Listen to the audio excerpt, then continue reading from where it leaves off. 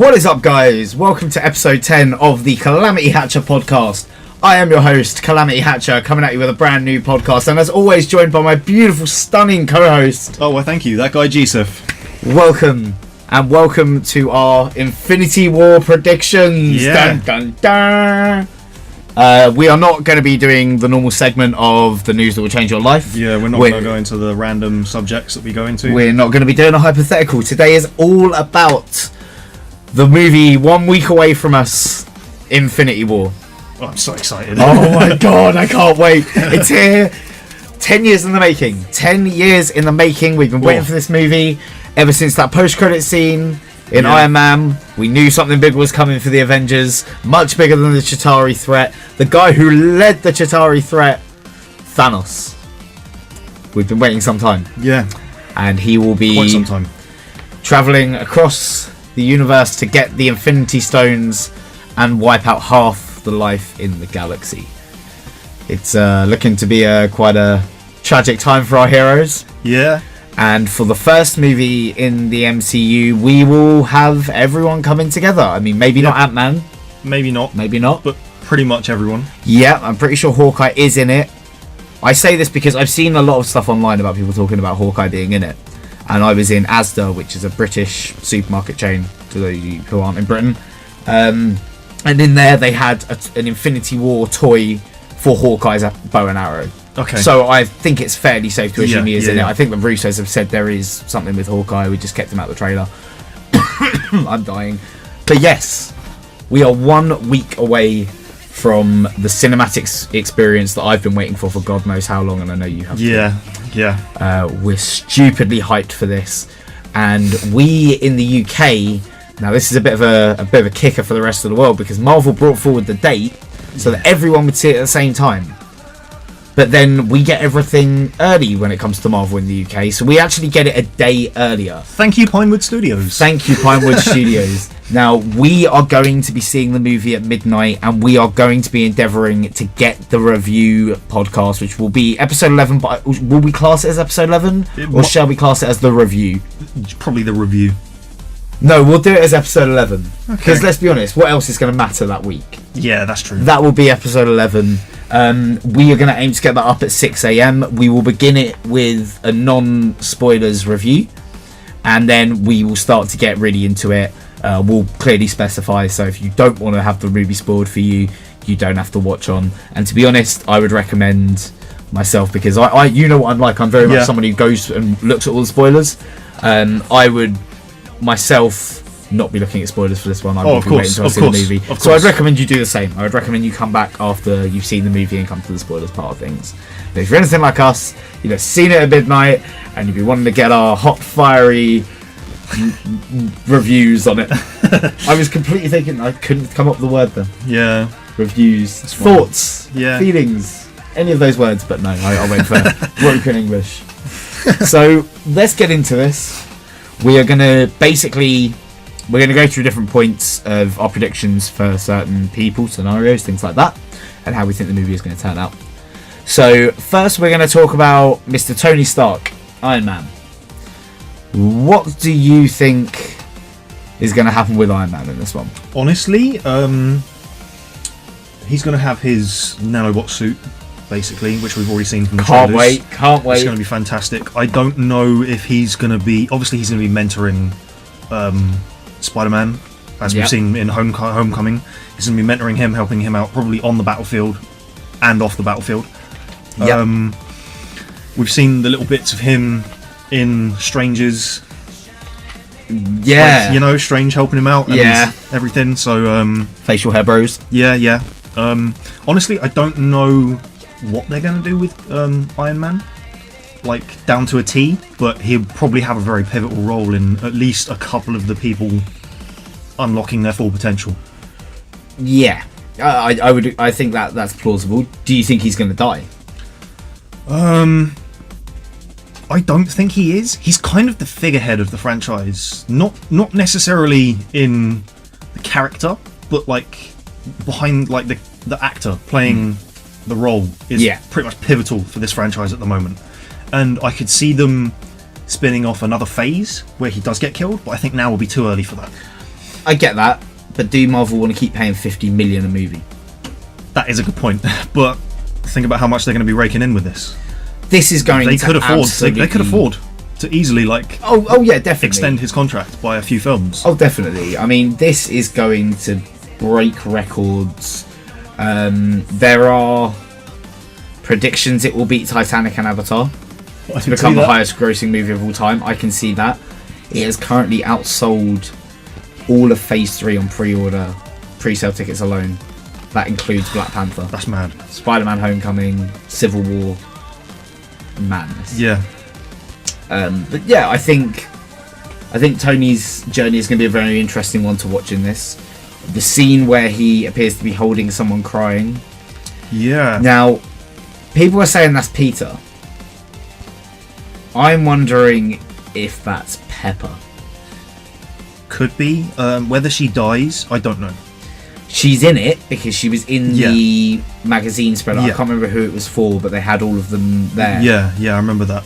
And Homecoming was a big surprise when she turned up in that. Yeah, her Easter egg. I was a little bit surprised. Really happy she'd come back. because she has been missing for a little while, really. And I suppose it was a nice. Oh, so she is still there, Exactly. rather than just like someone leaving and then them having to write around that. Exactly. Yeah. But this would be a good way to write her out. Have Thanos kill her. It gives Tony a much more personal stake in this. Yeah. But then obviously there is that shot of Peter on the floor being like, "I'm sorry," and I wonder if that's something to do with that. Maybe it's his fault.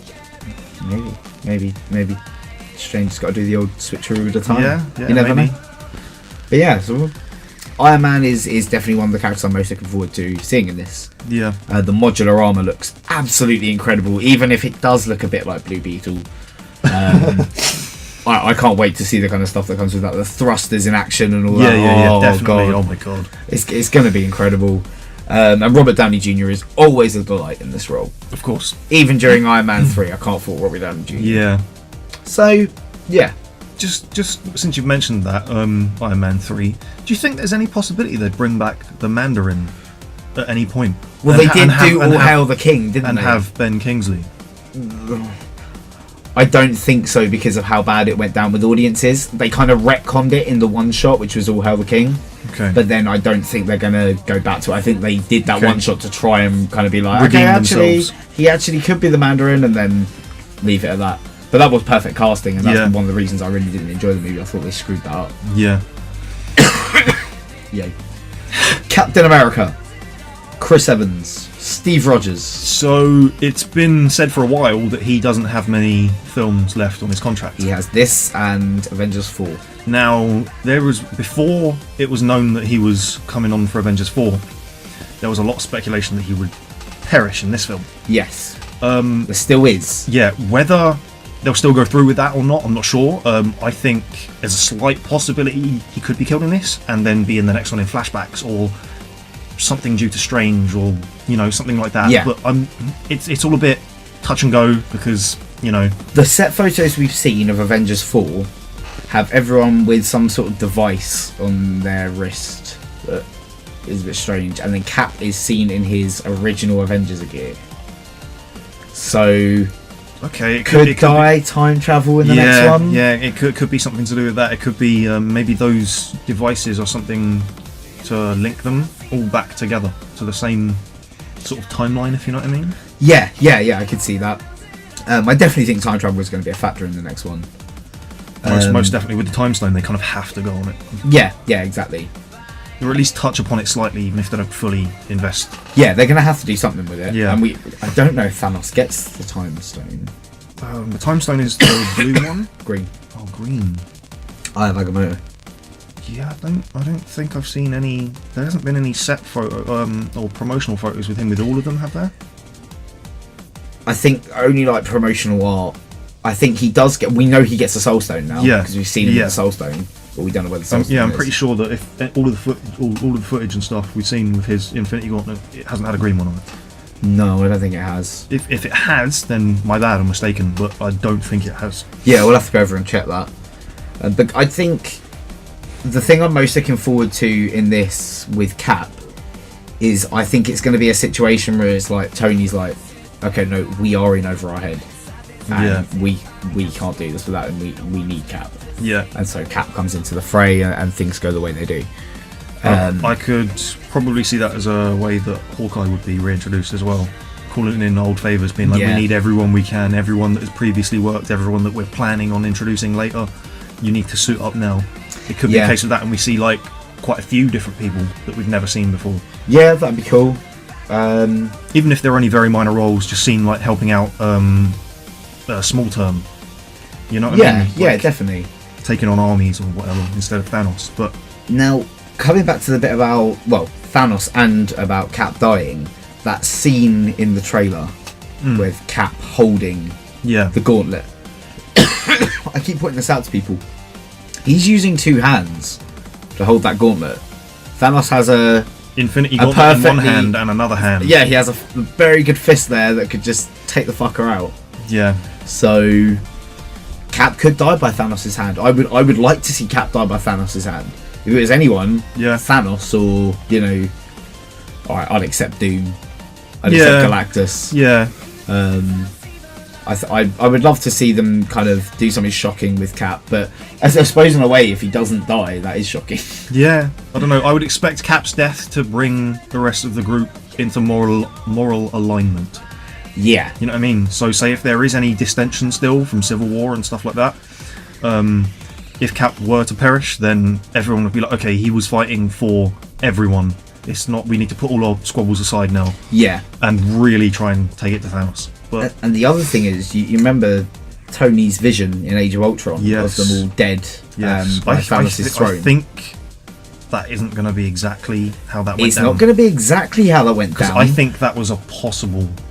But Ragnarok, Thor's vision, where he's like, you kill us all, where Heimdall says to Thor, like, you kill us all, you're a destroyer, Odin's son, that kind of thing. Doesn't happen in the way you see it in the flashback, but it becomes true. Okay. So in that sense, the other visions... That's clever if that's the way that the Marvel Universe is writing those, like, visions, if you know what I mean? Yeah. Because it's like, oh, here's a teaser, and then it's going to happen, but not in that way. Exactly. Let's twist it round the other way, and then everyone's like, oh, it's even better than what I expected. Exactly. I mean, the gauntlets that form into the shield. Yeah. Oh! Sorry about this. It's fine. We're both actually very ill at the moment, but Duty Calls and Infinity War is a week away. Yeah. Yeah, I'm looking forward to seeing him fighting with the gauntlets / shield. It kind of annoys me that even Black Panther's not like, no, you take the charge. Yeah. Black Panther is leading the Wakandan army, which I suppose you got to. Yeah. He wasn't going to give control to Cap, but it's like, no, Cap should be leading. But I suppose Cap leads the Avengers. Yeah, pretty much. He's the moral leader of the Avengers, whereas I suppose Stark would be the actual leader, if you know what I mean. Yeah, well, he bankrolls the whole thing. Yeah, that's why it's weird, because they both have their leadership, but in different ways, you know. Exactly. I think it'd be very interesting to see how the stuff has worked in Civil War as well, in the sense of, are they going to be working as their independent teams to start dealing with the threat, and then coming together to have to deal with it? Or will they just put everything aside, like, straight from the get-go? Or will it be a case of it's two different teams working? I would rather have two different teams doing it, and they come across each other on like a mission, and then Tony's like, I should really be arresting you right now, and he's like, but you're not going to because you need my help right now. Yeah. It's like, yep, you're right. It would be good if they came up with two plans that were very similar, but only until like the last few steps, and then they meet up at the same point, and they're just like, what? Oh, you know, and then they have that moment that you're saying. What do we think is going to happen with Thor? Now, I think we do pretty much know what's going to happen with Thor. Thanos destroys his ship. Yep. He goes flying through space, hits the Milano. The Guardians pick him up. They go to get him a new weapon, which is Stormbreaker, the axe. Yeah, which is the same as the Mjolnir, but an axe version, right? Yeah. And then they're going to come back to stop Thanos. We've not seen any footage of Thor with the other Avengers from what I can gather so far. No. But we have seen footage of Star-Lord and Rocket and Drax and people like that with the other Avengers. So Thor is coming back with them, but we just don't know You know, we haven't seen any part of the interactions they're going to have there. Yeah, I wouldn't be surprised if Thor's arc for this film is him knowing of what's happening, but needing to ready himself. And he doesn't really get introduced until the next one. I get that. They have said as well. So they have like a second wave almost. Yeah. So like Thanos is like, I've almost destroyed you all, and then boom, second wave, and he's just like, oh, they keep coming. Yeah, that'd be cool. You know? They have said as well that characters that don't get as much attention on them in this one do get it in the next one. Yeah. So they're evenly balancing it out. That's good. I can't wait to see what happens with Thor, really, because Ragnarok had me so excited about where that kind of story was going to go, which I haven't really been about the Thor films generally, but it set up some really cool stuff. So I'm definitely looking forward to seeing how that comes about. His comedic dumbness that Chris Hemsworth is brilliant for pulling, I can see working really well with the Guardians. Drax. We've now seen extended clips if people have been watching TV spots that Marvel have been steady releasing. And we see this bit where, you know, where he's passed out on the Milano, and there's an interaction between Drax and he's like, who is this dude? And Drax is like, this is not a dude, you're a dude. This is a man. Handsome man. And then Gamora's like touching his muscles, he's just like, oh my god, it's like this metal, carbon fiber metal weave thing, and he's just like, start touching his muscles. And then just have like this thing, and I could just really see more of that with Star-Lord and Thor particularly, and Rocket as well. Oh my god, Rocket and Thor would have some great interactions. So many. I want to see Rocket and Tony as well. I'm going to put this out there. I wouldn't be surprised if Thor asks why they haven't cooked the raccoon for dinner yet. I wouldn't. And then he gets really annoyed, and he actually ends up fighting Thor for a bit. And Thor's just, because that's going to last, isn't it? Thor's baffled because he's like, why are you letting a raccoon fight me? No, I think. And then you get Drax's dry humor of like, he is not a raccoon. He is a man in the shape of a raccoon. He's kind of a raccoon. He is a rodent. Let's talk about our next character, my favourite character, and I think one of your favourites. Pretty much. I mean, I was apprehensive because we've seen so many iterations of Spider-Man in film and like TV and animated. It's just, I honestly thought it would wear thin for this point, but they've written the character well. They've got a great actor behind it. They have a fantastic team writing like his parts. Yeah. It's honestly, it's kind of blown away almost all other iterations of Spider-Man for me. Yeah, definitely. And that's not. I'm not saying that it's miles above all the others. Yeah, but it is just above them. Yeah, I mean, I'm a big fan of Andrew Garfield. I really loved the Tobey Maguire movies when I was younger. But looking back on them, you got to admit they don't stand the test of time. Not as greatly. Well. Spider-Man 2 does. I still feel at this point. Yeah. But I was a fan of Andrew Garfield. Some parts of Spider-Man 1 do, but some. Yeah. the whole Goblin aesthetics just doesn't at all. Yeah.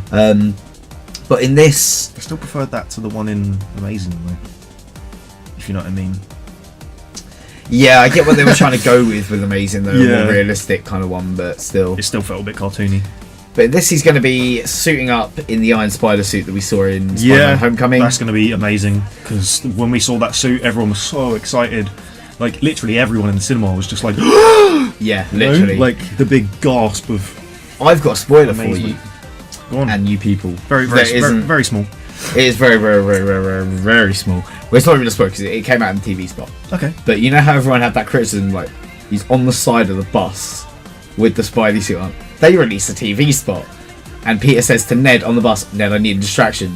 And Ned goes, oh my god, there's a massive floating alien thingy in the sky. And it's the Ringworld thing that Thanos has obviously brought to Earth. So then everyone stares and everyone goes to the back of the bus, and he quickly opens the window, just goes, and then just gets on the side, puts the mask on, and goes out, so he doesn't get seen. That's good, because I was actually quite worried about that, because the whole thing of Spider-Man is he does not change in front of anyone, even if they can't see him. Literally. You know what I mean? He's literally like, they can't see me changing right now, but I'm in the open. Like, I can't do it. I have to wait for the opportune moment. So I'm glad that he creates a distraction, rather than just sort of waits for everyone to see it naturally and just slightly slinks away. I really hope they do pick up on the thing of Aunt May knowing he's Spider-Man. That would be really cool. Reference that at the end of the... Yeah, that's what I mean, but what are the repercussions of that? Yeah, I understand we may not be able to fit that into this movie because there's a lot of stuff to cover. Maybe it will just be his introduction will be her being like, no, I refuse to let you go, and then he has to like tie her and say, I'm sorry. quickly wave her hands to something and be like, I'm sorry, I have to. I will be back. Yeah. You know? And then he maybe gets Tony to be like, hey, look, I'm bringing him back, don't worry. But then he lets him fight anyway. Yeah, and then he doesn't come back. No, he's coming back. Yeah, he's definitely coming back. Because we know Spider-Man 2 is coming out. Spider-Man Homecoming 2, even though I don't know if it's really called that. Yeah. But yeah, I think Spider-Man's going to play quite a big role in this. I think they're going to use the emotional weight of him being the kid. Yeah. Going up against the Mad Titan. I don't think he's going to fare... Well, no, actually, I don't think he's going to fare too well. He is one of the stronger Avengers. That is true. He's up there with Thor and Hulk. Yeah. No, well, not at this point. Give him 3 years, he can take the Hulk. Definitely on par, if not slightly stronger than Cap. Yeah. With his webs. Yeah. Because of the momentum he can use. Yeah. I would agree with that. Like, if Cap can hold a building and a helicopter, Spider-Man could 100% do that with 2 webs. Yeah, I mean, he held the ferry together with the 2 webs, didn't he? So, yeah, I think that's bang on. Can't wait to see what they do with Peter. Yeah. Really can't wait. He's going to have a really interesting arc because this is going to be his first foray into the big baddies, you know? And his first foray into working with others. Yeah. Which is going to be interesting. Because maybe he's not going to time his moves. Literally, I would love to see it. If he's just like slightly messing up his moves and other people are covering for him, you know? Yeah, literally. No, he won't. Spider senses. Yeah, I know, but it'd just be a case of like, say, he's flinging someone, but he flings them too early. At someone else to like hit or something, you know what I mean? Yeah, I get And there's you. other people just like, say, Hawkeye's like, shit, arrow. Yeah, or something, yeah. You know? Or like Cap's just like, crap, shield. I would love it if they did. Well, it's incredibly cliched, but like the whole time he's on the team, they're like, "Who brought this kid along?" Like, this is a kid. Like, this is a kid. He shouldn't be here, and then he proves his worth in the fight. Yeah, exactly. Yeah. And everyone's like, "Okay, you're still a rookie, but you've earned our respect." Yeah, I was actually a bit upset there wasn't interaction between Spidey and Widow in Cap, where she's just like, "Tony, this is a kid." Yeah. What are you doing? He should have just been like, excuse me. I've been doing this for a long time, you know. I've done this 6 months, and now you got to trust me. Yeah. Let's go on to another character who has recently had their own movie, which I've seen. You haven't. Still haven't seen that. I need to see that. Black Panther. Yeah. Now, the thing I mainly wanted to talk about with Black Panther is he has opened the world up to Wakanda somewhat. If you want to go into spoilers, dude, because I'm going to watch it in the next few days anyway. That's the only spoiler I'm really going to go into. Cool. That, you know, he decides that Wakanda needs to help the world. Yeah. And I think it's going to be very interesting to see how the Wakandans react to the fact that he opens them up to the world, and now Thanos and the Black Order are arriving to take over Wakanda. And we assume that's because the Soul Stone is there. We don't know that, but we do know that Thanos acquires it now. Yeah. Been a bit of a mystery where it's been, but I do think it's in Wakanda. I'm looking forward to stuff with Panther. I really enjoyed Panther. It'll be really badass to see him in the suit fighting Thanos. I haven't seen a lot of him because the only scenes I've seen is obviously stuff from Civil War. So when I watch Panther, I imagine I will be a lot more excited for him, but I must say I am still really excited for him at the moment. I get you. It should be good. I'm really looking forward to seeing how it turns out with him. Obviously Wakanda's playing a massive role in this as well. And he's going to be leading the Wakandan army, and that's going to be amazing to see. There's so much stuff to come. Let's talk about a character that for a long time we thought was doomed. Yeah, we thought that as soon as his time was up, it was up, and that was it. But it looks like there could be a workaround. Yeah, with Shuri from Black Panther possibly removing that stone from poor Vision's forehead, because otherwise it's getting ripped out. Yeah, for those of you that don't know, the stone in his head is an Infinity Stone. Yeah. Like, I would hope watching this, you know. Have they confirmed that in the film series? Yeah, because they take it out the scepter, don't they? Yeah. And then they put it in his head when they're making it. Good. Well, Ultron does. Yeah. And then they steal the body and put Jarvis into it. Yeah. It'd be very interesting to see how that plays out with him. I do kind of want to see him die, to be honest, but I don't think he's going to. I think if the stone does get removed, he will be almost in a stasis. Yeah. So the stone gets removed and he basically is in a coma. Yeah. Yeah, I'd like that. We will be slowly dying until someone can manage to fashion something or replace the stone or replicate that sort of energy that keeps him alive. Yeah, which I think will be Shuri. Yeah, and I could see most people thinking he's dead, except for someone like maybe Iron Man, who understands how he works in a way. Even if he doesn't fully understand it, he gets the concept of it. Yeah. So he'll be like, there could still be hope. And then maybe Wanda will just be like, oh, let me help you. Yeah, I'm hoping. And then she helps, because obviously they had their moments. They're together in this. I'm pretty sure we can tell. I would assume that she would stick with him and go with him when he gets it removed. I want him to die though, because so then do I, to be perfectly that can honest. mentally unhinge her, and then we can get the Scarlet Witch from the comics. Here's the thing. Highly mentally I think unstable. now is going to be a tease for that. Yeah. And then he could possibly die in the second part, Okay, which would lead into that. Well, because then that would spew off a whole other sort of side of the character that we've seen very little of. Yeah, I agree, and I feel he got sidelined in Civil War because they didn't really know how to deal with that power set. Yeah. He almost felt thrown in.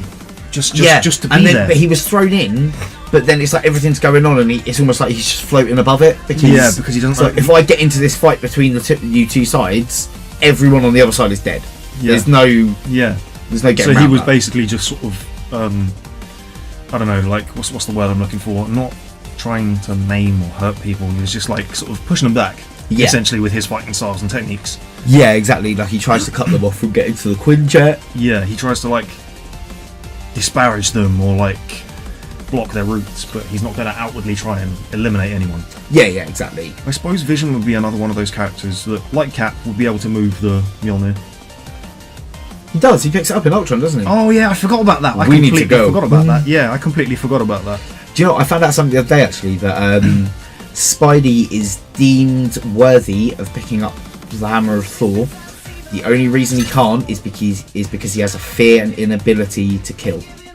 Okay. Because he doesn't want to kill people. Okay. That doesn't make him worthy. That seems strange, but because you have to vanquish those who would do wrong, kind of thing. Yeah. So it fits into it. It fits into his character. It's Norse mythology as well. And that was a brutal mythology. So makes sense. I think it's pretty much confirmed now that the reason that Thanos and those guys turn up at Wakanda is because they try and hide Vision there. Yeah. But then I think the Soul Stone is also there. Yeah. Because otherwise it's just straight, unless, they built up all the secrecy around it and it's literally just like Thanos turns up with it. It's like, I picked this up on my way here, and it's just like, that would be really lame. In all honesty. They shouldn't do stuff like that. We should see Thanos, even if it's a short 5-minute scene for each place he goes to, and just destroys people, and then a city, and then the planet. Power Stone, because he gets it from Xandar. So we've seen that. But it would just be nice. Every time he goes to collect on, he acts all high and mighty, and then when they refuse to give it to him, he wipes people out, then cities, then like the country or planet or whatever, and then solar system. You know what I mean? Stuff like that. Anyone that disobeys him just gets completely and utterly annihilated into stardust. Exactly, that'd be great. The Soul Stone. Let's talk about it. So I think it's in Wakanda. Okay.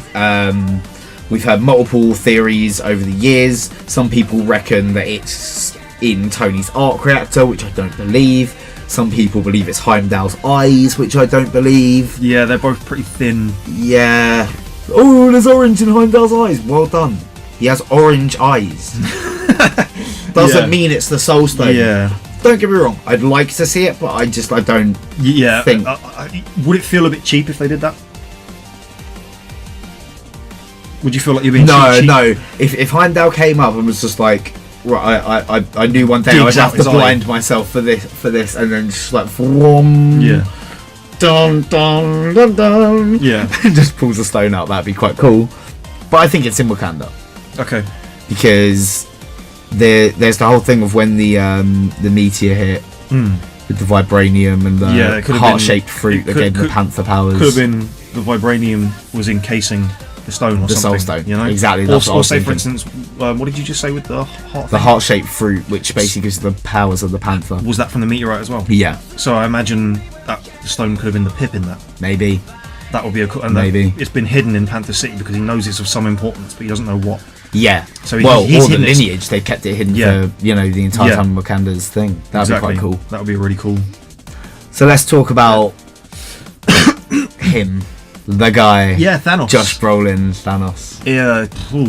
I don't know what I could say on him, to be honest. He needs to be brutal and intelligent and short-tempered. I really want the nice guy story. but I don't think it's going to happen. I understand Whereas, that. Thanos is a guy that, well, the way they're doing it with the backstory is that Thanos is trying to save his tried to save the Titan but couldn't. Yeah. But I don't think they're going to do Lady Death. But I would have loved the whole thing of like, look, you just keep friend zoning me. You keep telling me you want me to destroy half the universe for your love, but I keep trying, and then you just won't love me. What do I have to do? But I would like to see that. I'm a sucker for that. I don't suppose they probably would do a redemption arc for him.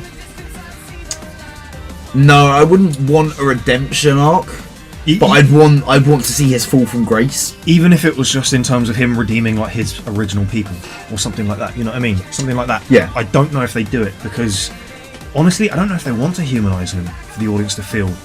I mean, I'd understand the appeal between like you get shown this character, he gets given like, or doesn't get given, he works for everything, and then it all gets taken away, and you see him break and then become the all-powerful being that he is now. Yeah. I would like that, like you. However, I don't think cinematically we're going to get to see that. No, I suppose not. I think they want to keep the villains as least humanized as possible and have them just animalistic on their instincts, you know what I mean? Yeah. Violent, short-tempered, stuff like that. I get that. I think he's going to have a much bigger role than any villain we've ever seen before. Oh, of course. I wouldn't be surprised if he's in it, because he's obviously going to be in this one and the next one. Yeah. I wouldn't be surprised if he somehow escapes and manages to come back later on. Yeah, definitely. I don't think he's one you can just kill off. Yeah, he'd have to be one that would be in prison somehow and then would break out later on, you know? Yeah, exactly. Because no prison can hold him. Using the reality stone or something like that, or space stone, or... Yeah, someone sneaks it in for him that's on his side. I mean, we don't know where Red Skull ended up. Yeah, that's a good point. You could easily have him like, well, we lock him inside the space stone or something, and then he ends up teaming up with Red Skull later. That'd be quite cool. So let's talk about his Black Order, the Children of Thanos. Go into this because, I mean, I've heard a little bit about it now, but there might be people that aren't. Okay, so the Black Order are Thanos's henchmen. Yep. A group of individuals with incredible powers. Yep. There is Corvus Glaive. Yep. Who is a nightmarish being who cannot die as long as his blade is intact. You have his wife Proxima Midnight, who is an incredibly renowned fighter throughout the galaxy. Throws this spear that transforms into energy beams which do not miss or ever... Well, I think they can miss, but they always go through their target. Cap's shield can deal with them, but they always generally go through their target. Generally they hit their target, but there's a slight possibility that they could miss based on reaction times of characters, or like, for instance, Spidey sense. Yeah, exactly. Or for instance, maybe jets, like on say about to hit someone, say Cap. Yeah, he hasn't got a shield. He's thinking he's doomed. Iron Man. Yeah, something like that. Yeah, takes the hit off his like clips his armor or something, you know. Yeah, and it appears she's fighting Widow in the trailer. Well, that would be interesting. And then I think Cap turns up then, because there's that shot, where he steps out of the dark. Yeah, I think that's in that same scene. Okay. You've also got Corvus Glaive. I just said that. Ebony Maw. Yep. Whose powers are extreme persuasion. We don't really know in what capacity, but he completely manipulates Doctor Strange, takes over his mind in the Infinity I imagine comic. it'll be one of those things of like make eye contact, and then he can just mouth stuff to you, and it will just like slow, like the eye contact will hypnotise you and lock you. Power of suggestion. And then literally like that. And he's the one doing the acupuncture thing in the trailer as well. Okay, I don't know whether that'll be close range, whether it'll be any time you link eye contact with someone, or whether it will just be maybe he has some sort of, I don't know, like pheromone or something that just naturally attracts people to want to do stuff for him. Exactly. Don't know how they're going to spin it. But it looks like he's the one that's doing the glass needle acupuncture thing on Strange. And in Infinity, he does take over Doctor Strange's mind until they get invited onto a ship by the builders from their universe or something like that, or break off ones, and they're like, hang on, there is something here that doesn't belong, and they just take it out of him. Yeah. And they're like, what the hell was that? And it's like, oh, nothing. This is spoiler-esque for the comic, right? Yes. Okay, now, bearing in mind, it could be slight spoilers for the film, but they're incorporating elements. Exactly. Like that's we've come to understand now that any cinematic universe, when they're trying to build a franchise, they're going to look at source material and then come up with their own spin on it. Yeah, definitely. And honestly, that's the best way to go about things. I agree. You don't want carbon copies of like comic Yes, exactly. You want scenes. There There are certain ones I do. You want images. You want scenes. But do you really want line for line, scene for scene, page for page? You know what I mean? Maybe not line for line, but general in terms of the actual story. Yeah, there are some stories. I would have liked Civil War directly from the comic. Oh, I get that. Spider-Verse I would have liked directly from the comic. The bit with where Morlun is introduced in the Amazing Spider-Man, I would love to see that as a film, like directly from the comic, not even its own spin, just do it exactly as they do it in that, and introduce him. And the other one, Civil War 2, I would like to see. Now you've read that. It's one of the few you've actually read because I made you read it. Death of Captain America, right?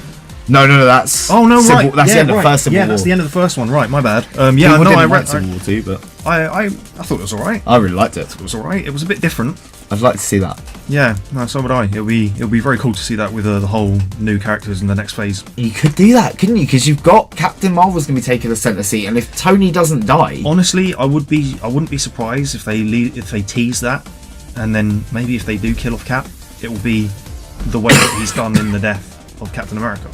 You know what else I was thinking as well with Iron Man? If you don't kill Tony, if you were to do the Civil War 2 route, where Carol kills Tony, but he's made an AI of himself that is his brain. Yeah. Then all you've got to do is get Robert Downey Jr. in front of a green screen for a day to record his lines, and it's done. Yeah. You don't have to pay the massive budget on it. Yeah. So it would work quite well. Yeah. Oh, and there's also Cull Obsidian, who is actually called Black Dwarf in the Infinity comic. Cull Obsidian is the name that Thanos gives to the Black Order. Okay. But they've switched up a bit. They've changed that round a bit. Don't mind that. He's probably the least interesting of the characters, because he's just the brute force one. He's that size of the Hulk, same kind of strength. Yeah. Let's talk deaths. I think there's a better way of approaching this, actually. Which three characters, in order of most likely to least likely out of the three you're picking, but still most likely in the movie to die, are you picking? Oh. I just think that might be a bit easier. I think that would be easier. See, there's only really two people that I could see dying. However, there's like part of me thinks Iron Man could be killed, but then it could be retcon almost immediately. You know? Yeah, Iron Man's one. Cap is one. Cap is one that Thor. Thor, I haven't thought about. I don't think they'd kill Thor just yet, to be honest. There's one person that could. It's Thanos. I suppose, but it's just, I don't know. I don't feel like that would be the right move for the franchise right now. Well, that's the thing. We don't know what's going on with Thor 4. There are no plans at the moment. But Taika Waititi and Chris Hemsworth have been talking about it. Yeah, okay. See, like, there's a small possibility I think Iron Man could be killed, and then brought back again. There's pretty much the same with Cap, although it's sort of 50-50. I think he could be killed and brought back again, or he could be nearly killed and then teased in the next film again, or done in the next film again. Yeah. Or it could be a case of them killing him this film and then bringing him back in the next one. That'd be cool. As a surprise, you know what I mean? Yeah, like we needed a secret weapon against Thanos. Yeah, and we've got it. Yeah, we thought he was dead. Thanos thought he was dead. He's not dead. Yeah. That'd be cool. Now, final one, Vision. Like, obviously, leading up to it, I really did think he was definitely going to die. And part of me thinks that he still will. Because, okay, let's look at how films do their marketing. They try and give you enough of the story to be content with it, but then leave enough out to surprise you. Now, we know very little about this movie in that regard. Exactly. Not only that, I feel like the smart move that Hollywood is or tends to do or tries to do. Now, I don't know, it's a lot of hard spoilers get leaked all the time, but they try and shroud stuff in secrecy and then leak out fake stuff, even if it's not footage, little rumours, hearsay. Oh, I was in the office of blah blah blah blah blah, cleaning up the floor after hours, and I heard him on the phone talking about the death of blah blah blah. Yeah, you know, that's the thing. They've been there very. No one's seen the whole script, so they've been very exactly. I want to mention they've released the whole footage in different places, different sets of footage for different zones, which is really cool. That's really cool. However, I think that adds to the possibility of someone piecing together the movie, which I don't like. I think that I heard something about the fact that they have made sure none of it could be that leaked. People were not at more than one. Yeah, no. I can understand that, but people that go in there they could literally remember everything, write it all down. People could do that all over the world in the different And I places. don't think they'll show the whole movie. And piece together. I don't Obviously think like not. they'll show parts. Yeah, of course. But that won't be all the parts. Of course. There'll still be bits that no one's seen until release day. I think the smartest thing they would do is say if they did a 15-minute sequence for each different part, but it doesn't always, like, they leave a 5-minute or 10-minute gap between each one. Yeah. That we only get to see in the cinema. Yeah. You know what I mean? That would make sense. However, I don't know. I just feel like they should keep stuff in secrecy and then just I agree. surprise us, like lickety split. You know? Yeah, exactly. It's in all honesty, it's what the majority of any fan base would want out of the film that they enjoy. Yeah, definitely. To be thrown out of left field and have a surprise that makes you go, oh, it was rumoured, and then they threw us back on the other way, and then they were like pulling our leg the whole time, man. Yeah. It gets buzz. It gets everyone talking. Exactly. I mean, everyone is talking about this. But yeah, I think for me, it's Vision, Cap, and Iron Man have about the same possibility of dying. Okay. Thor has maybe slightly more, slightly less. I'm not sure because I haven't seen Ragnarok. I would like to judge how he acts in that. Okay. I don't know. Sometimes I feel like if an actor knows their time's coming up, you can see subtle changes in their character. Yeah, where they sort of check out a little bit. I can see the following. I'm going to go for ones that are out of left field, like not the main ones people are thinking, because I think Marvel is going to put a surprise one on us. Yeah. I think War Machine's a good candidate to die. Oh, I forgot about that. I actually completely forgot about War Machine. Yeah. I think he's a good candidate. Yeah, because of his back breaking could have just been either fake out or foreshadowing. You know what I mean? Yeah. I think Scarlet Witch is a possibility. Possibly. I mean, I can't see how she'd fit into the future too well, which makes me think that she could die. However, I think they haven't done enough with her character yet to warrant her death. I feel like if they kill her off, a lot of people will be like, oh, I haven't seen a tenth of her potential. Yeah. You know? Or Hawkeye. Hawkeye could be a very strong possibility because he's had the whole thing of being retired and then returning for special occasions. I would love if he has the Soul Stone. Yeah, if he's... Can you imagine that? And then they're just if he's had it for years or something, he came across it or something, and just he's had it for years and just hasn't told anyone. And you just see Thanos throw his dead body at them and just got what I wanted. Yeah. That'd be cool. So yeah, some interesting picks for deaths. Let's be honest, everyone has been theorised to die. At some point. They've done really well with that. Yeah, we're not going to find out until the day, and it's very exciting. And I think the last point we'll come on to for our predictions for this is the whole thing with the cliffhanger at the end, because there has to be a cliffhanger. Yeah. This movie was supposed to be in 2 parts.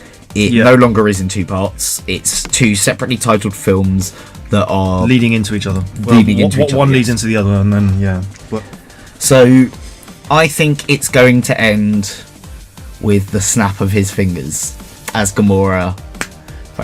From the comic, the Infinity Gauntlet comic, half the life in the universe is wiped half out. the planet.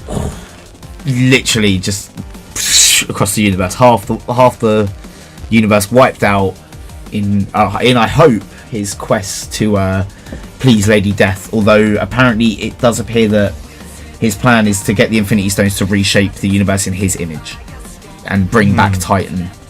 And stop the tragedy that befell it. Now that would make sense because of his backstory. That would make sense. Which has been cut. Really? They cut his backstory because that's disappointing. They said there's too much to get in that film. Honestly, I understand that, but in all honesty, all you need is 10 minutes at the start of the film. We're going to know what happened with Gamora. Yeah. Which we've seen from the trailer. So that is a bit of backstory. I feel like if there's just a 5-minute sequence of him as a kid, in his world or whatever, just being himself, and then you see him age in that 5-minute sequence. So you know what I mean? Each minute is 5 years apart or something. Or a monologue. And you see him talking over his and remembering his childhood and how his city fell and how his entire planet just crumbled. And see, I could see the thing. You know, where you see Loki giving him the Tesseract. I could see him being please, my people. I'm trying to get my people somewhere to settle. And him be your people. I remember when I had a people. Yeah. Back when Titan stood tall and it was taken from me, and now I have this along with the others. I'm going to reshape the universe. And I think it would be fantastic. All their efforts to try and stop him, and then you just get the click of the fingers, and you see them all look in dread as just bodies drop. Yeah. That would be amazing. Like, say, birds fall out the sky, like buildings start crumbling into like sand, you know. Just, I would like that. I feel like that would be a great ending, and honestly, I could see that happening. I'm pretty much, that's what I was going to say. I could see there being a very cool post-credit scene. We should talk about those as well, shouldn't we? Really? Yeah. Now, I don't know any of that have been confirmed or rumored or anything. Like they are not getting out before that film comes out. I'm telling you that. That is good.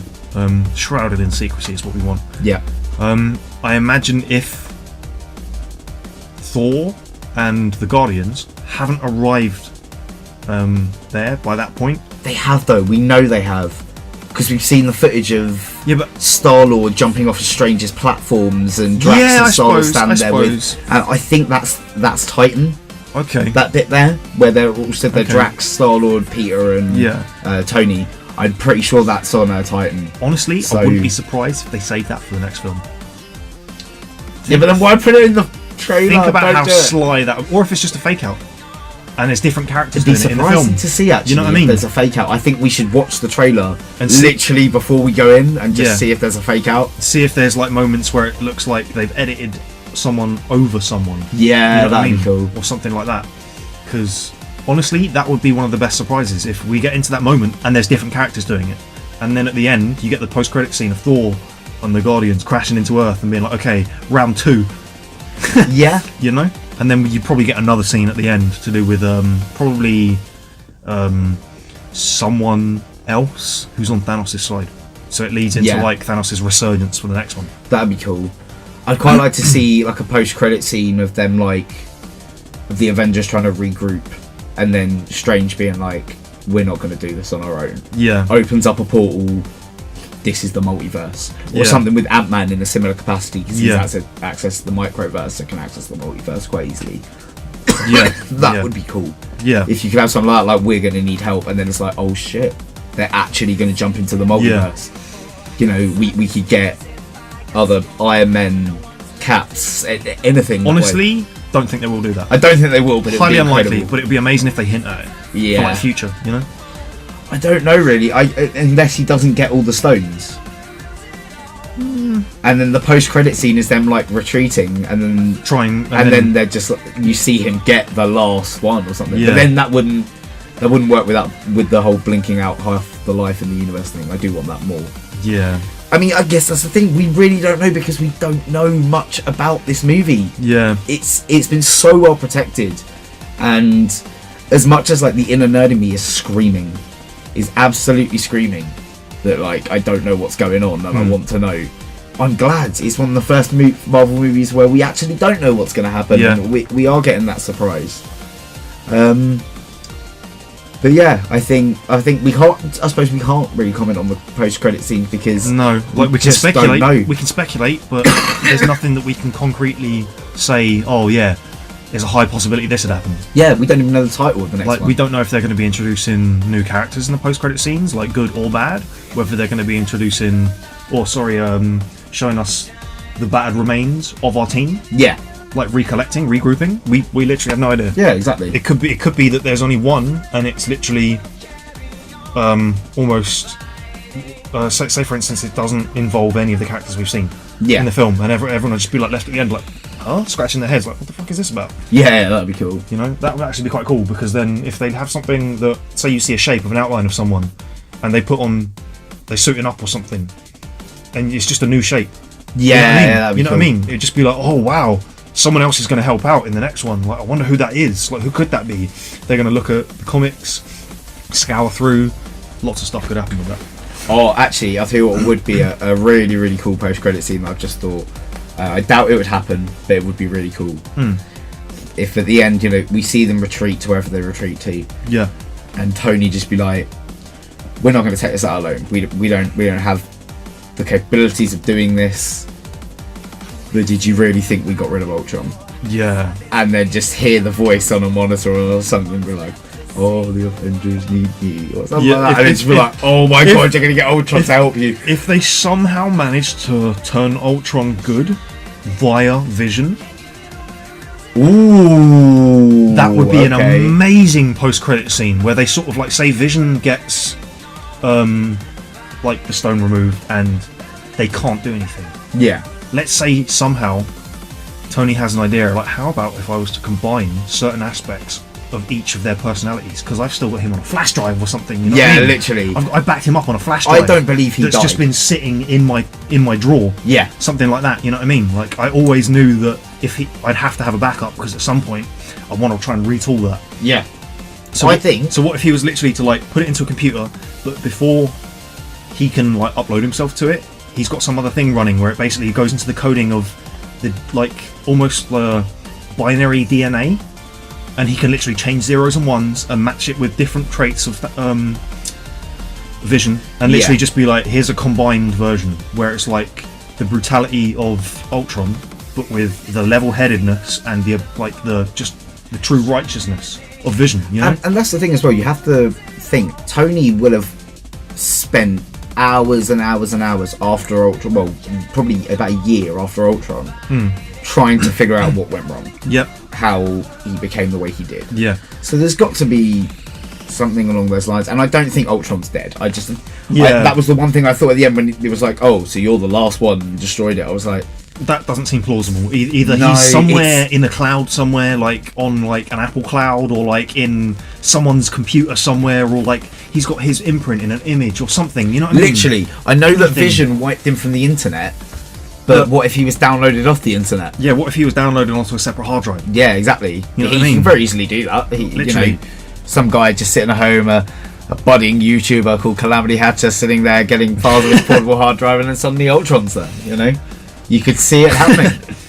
Marvel, sign me up. Yeah, I still think it would be wiser to have on a USB in Tony's like office in a lockbox in a drawer, and someone stumbles across it and be like, Tony, why do you have this? And he was like, oh, I just wanted to see what Tony. Why do you have Literally, this? you can set your Cap as well. It's Smashing it with a hammer or a shield or something. You know what I mean? Like, and he's like, oh. Looks away, and then like Cap's like, there's another one in that drawer, isn't there? How many Ultrons have you got, Tony? Suddenly you go under Avengers Tower and it's like, oh shit. No, the entire you just pull out one of the bricks. It's just a USB with him on. Oh god. Well, yeah. Here's holding out for Ultron. Yeah. We're gonna wrap this up. Yeah. This has been podcast 10. We've got to 10 podcasts. We did that in about 50 odd minutes, and we were aiming to do it in 30. So yeah, there's just so much to digest. Yeah. We could have gone into more. Yeah. To be honest, but you know, we're a week away now. Yeah. The more we talk about it, the less sleep I get. Yeah, literally. So yeah, we are very close, people. 1 week away from the cinematic event of our lifetime. Yeah, pretty much. It is going to be incredible. I would actually highly recommend, this is something weird for me to be recommending on this, but if you haven't already and you really want to see this movie, please go and book your tickets, because they are selling out super quick. Nobody's business. We got the last good seats for our midnight viewing. Middle back section. Yeah. I believe most of the cinemas at the moment are sold out for opening weekend. Yeah. So I would really recommend, if you haven't already, get your tickets for this. This is going to be a big one. You are not going to want to miss it. It's going to be huge. It's going to be huge. And as I said, we are going to hopefully be one of the first channels in the world to upload a review for Infinity War. We are really going to be working against the clock. We are coming straight back from the midnight viewing to record the podcast at about 3 a.m. and then I will be hot on that editing and we will be getting it up. Yeah. Can't wait for this to come out, and I can't wait to share my thoughts with you guys. Yep. This is what all this nerd culture loveliness has been building up to. You can tell from my voice. Yeah. You know, I'm so buzzed for this movie. I can't wait. We are coming at you with one of the first reviews in the world, and we can't fucking wait. Let's get the conversation going. Yeah. So yeah, by the time we speak to you next week, hopefully you'll have seen it too. Yeah. We certainly will have. Yeah. And there'll be some happy faces and some very happy chats going on. But for this week, thank you for checking out Podcast 10. I have been your host, Calamity Hatcher, and as always with me, the beautiful... That guy Gsef right here. Make sure, if you are new to the channel, please hit subscribe. Go from subscribe to subscribed. The noise that G made is absolutely legit. That is the noise it makes. We post podcasts every week and try and post another video most weeks generally. Some weeks we don't, some weeks we do. We have other stuff going on, you know. We have other stuff lives, going on. You know, what can we say? I haven't left work to do this full time. I still have a job Monday to Friday that I've got to do. So, and weekends, I do have a social life. But I love doing this, and I think you do too. Yeah. We have so much fun doing this. So it's great. Thank you very, very much for checking it out.